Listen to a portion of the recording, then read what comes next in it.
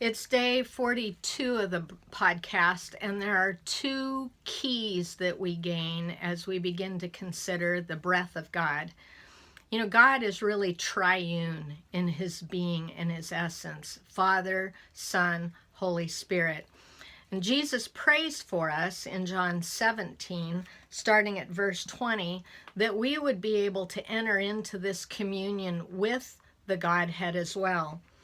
Verse 20, I don't ask on behalf of these alone, but for those also who believe in me through their word, that they may all be one, even as thou, Father, art in me, and I in thee, that they also may be in us, that the world may believe that thou didst send me. There's going to be an ongoing testimony of Jesus being sent by the Father as we operate in this level of oneness that he prays for. Verse 22, and the glory which thou hast given me, I have given to them, that they may be one, just as we are one.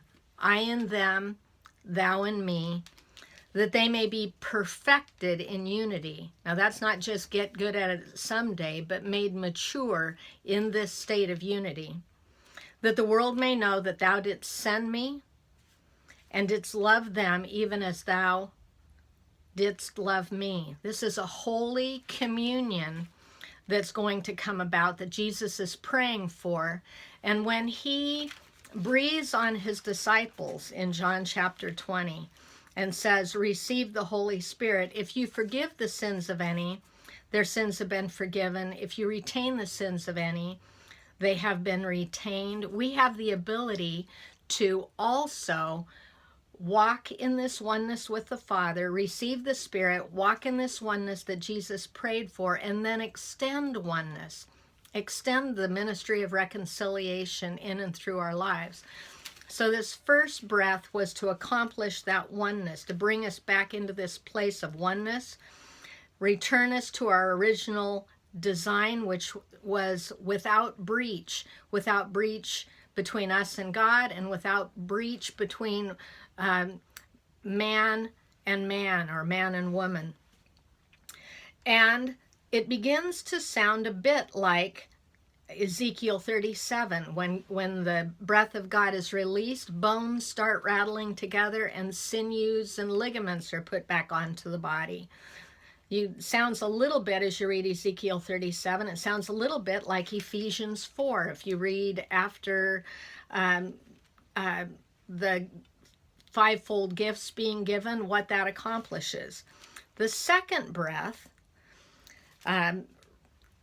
which we read about in Ezekiel 37, and it also shows up on the day of Pentecost with God sending his Spirit. They were to wait until they received power from on high, and then a mighty wind comes. This was to bring power, and the people were to wait until they'd received power from on high with this mighty wind. Just like in Ezekiel 37, that's the prophesying to the breath, and the mighty army is raised up. So here's today's question. What have you been taught about the baptism of the Holy Spirit? And did you experience any power when you received the Spirit of God? What was the result in your own baptism?